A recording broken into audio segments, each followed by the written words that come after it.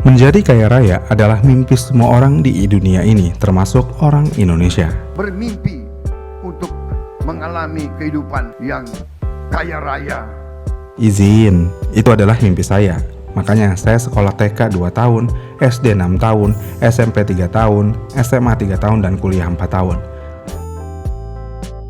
Saya menuntut ilmu dan harus menahan rasa takut ketika ketemu guru killer hanya untuk menggapai cita-cita. Saya yakin mayoritas orang Indonesia juga banyak yang menghabiskan waktunya untuk sekolah dan belajar.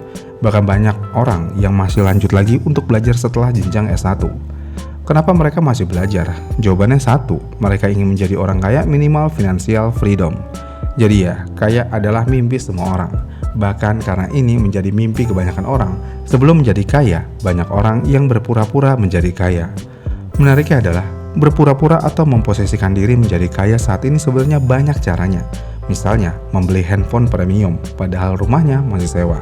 Membeli baju premium, padahal uangnya hanya cukup untuk makan sebulan. Dan terakhir, membeli kendaraan premium, padahal cicilannya 3 tahun. Ngomongin kendaraan premium, kita fokus di motor nih ya. Dalam beberapa tahun terakhir, di pasar Indonesia, tiba-tiba muncul satu segmen, yaitu Matic Premium. Dan uniknya, segmen Matic Premium ini sebenarnya hanya seperti dibuat-buat aja untuk menselaraskan harga motor tersebut. Yang mana, kita mungkin tidak kepikiran kalau motor Matic 150cc bisa memiliki harga sampai 40 juta rupiah lebih untuk tipe tertingginya. Dan motor Matic 250cc bisa memiliki harga hampir 100 juta rupiah untuk versi tertingginya. Ini adalah hal yang hampir nggak masuk akal karena motor tersebut benar-benar terlihat cukup overpriced. Namun menariknya, walaupun harganya terlihat mahal, walaupun motor tersebut terlihat tidak sebanding dengan harganya, tapi dengan kata-kata premium, motor tersebut bisa laku, bahkan laku banget. Kenapa bisa laku? Jawabannya supaya terlihat kaya. Ironisnya, akhlak dari user Matic Premium ini benar-benar jauh dari orang kaya yang sebenarnya. Misalnya nih, user X-Max-nya menganggap remeh user Honda Beat. Ya, kelakuannya emang nggak ada akhlak. Belum lagi user N-Max, yang mana mereka yakin banget kalau mereka adalah orang kaya sampai-sampai mereka bisa arogan di jalan. Ya, masih ingat kan kelakuan orang bodoh satu ini? Dia menghentikan bus di tikungan. Belum lagi kelakuan-kelakuan aneh lainnya.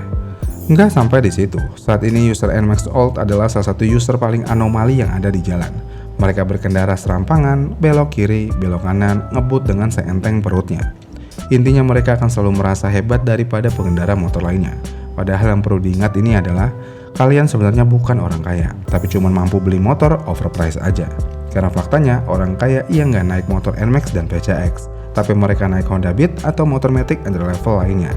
Kenapa? Ya kalau mau pergi yang agak jauh, ya mereka naik mobil, bukan naik motor. Jadi tolong berhenti berlagak seperti orang yang paling kaya di Indonesia. Walaupun mungkin kalian kaya beneran, tapi jangan menjadikan kalian orang yang arogan. Pertanyaan lainnya adalah, kenapa bisa motor Matic Premium ini jadi lambang sukses dan orang kaya? Jawaban yang paling umum adalah, motor gede adalah lambang sukses. Dan N-Max, PCX atau X-Max memiliki bodi yang besar. Emangnya bodi mereka besar? Ya setidaknya lebih besar dari motor Matic entry level. Disinilah masalah dimulai. Ketika produsen mengetahui celah ini, mereka akan membuat bodi sebesar mungkin tapi tidak peduli dengan mesinnya. Hasilnya adalah motor tersebut laku di pasar Indonesia, tapi satu hal yang produsen tidak peduli, yaitu performanya. Kebanyakan motor-motor Matic Premium seperti keberatan bodi doang ketika digunakan. Responsif sih, tapi ketika di putaran tertentu jadi kayak kehilangan tenaga. Misalnya di PCX yang mesinnya tiba-tiba ngorok di putaran tertentu, padahal gas kayaknya udah mentok. N-Max pun juga hampir serupa, walaupun tidak mengeluarkan suara ngorok separah PCX, tapi performanya ya hampir mirip-mirip. Dan sayangnya X-Max pun juga hampir mirip. Udah berapa banyak motor X-Max yang gak kuat tanjak di tanjakan ekstrim? Udah berapa banyak motor X-Max yang gagal menyalip karena tenaganya tidak sampai? Jawabannya cukup banyak. Walaupun terkadang itu adalah salah usernya, tapi tetap aja motornya terkadang memang tidak bisa memberikan performa yang seharusnya. Kenapa? Ya karena keberatan bodi. Ya, ini adalah konsekuensi jika dimensi adalah segalanya. Terkadang jeroannya tidak bisa seimbang dengan apa yang terlihat dari luar. Kemudian hal yang bikin lucu lagi adalah, ketika mereka sudah merasa kaya raya dengan membeli motor Matic Premium, tapi fakta akan berbicara ketika motor tersebut rusak. Yang mana ternyata banyak user Matic Premium yang merasa paling arogan dan kaya masih menggunakan part KW. Ya, ini lucu banget sih, mana ada orang kaya asli menggunakan part KW. Nggak percaya, lihat aja di marketplace part KW Yamaha N-Max atau PCX. Misalnya nih, water pump. Udah berapa banyak water pump KW yang laku di marketplace? Jawabannya banyak. Bahkan dari satu toko aja terjual 100 unit lebih, dan di toko lainnya juga rata-rata lakunya 100 unit lebih. Ini yang lucu, ketika mampu membeli motor Matic Premium walaupun dicicil 3 tahun, ketika motornya rusak, mereka langsung berpura-pura tidak kaya lagi dengan membeli barang KW. Kenapa beli barang KW? Jawabannya ya karena lebih murah. Udah belinya di online, barangnya yang dibeli KW, terus masang di bengkel. Mekaniknya dinego, tapi minta garansi. Padahal yang jelek bukan jasa mekaniknya, melainkan barangnya yang KW. Iya kan? Disinilah kekuatan finansial kalian sebenarnya benar-benar diuji. Kalau masih membeli part KW, ya mendingan beli aja motor entry level. Karena kalau di motor entry level, sebenarnya kalian bebas-bebas aja. Mau pakai barang KW atau original, semuanya terasa murah aja, dan jasa pergantiannya pun juga murah. Lagi pula nih ya, sesuai dengan namanya, entry level, maka motor ini akan digunakan oleh semua kalangan, termasuk orang kaya sesungguhnya. Namun jika ingin terlihat sukses, layakkah kredit motor Matic Premium ini selama 3 tahun? Kalau menurut opini saya pribadi nih ya, sukses tidak perlu ditunjukkan melalui kendaraan. Motor Matic Premium mungkin di beberapa tempat bisa menjadi status sosial. Karena dengan hasil rantauan, kalian akhirnya bisa membeli motor seharga 30 juta lebih. Dan itu bukan uang yang sedikit. Tapi kalian harus ingat lagi kalau Matic Premium hanyalah sebuah nama. Karena motor tersebut bukanlah motor premium yang sesungguhnya. Bahkan X-Max pun bukan motor premium sesungguhnya. Karena motor tersebut masih masuk dalam kasta kelas budget. Tapi kan motor tersebut enak untuk dipakai jarak jauh. Ya emang sih, tidak ada yang bisa menyaingi kenikmatan berkendara Matic Premium apalagi motor kelas entry level.